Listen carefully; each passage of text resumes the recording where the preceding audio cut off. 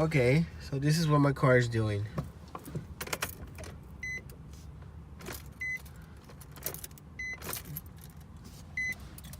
I try to turn it on.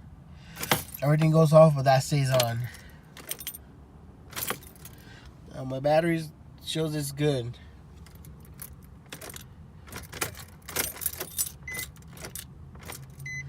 Nothing happens. What do you guys think it is? Like I said, I still have power. I'm pressing on the clutch all the way in.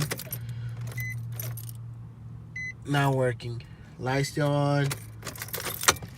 Help me out if you guys can.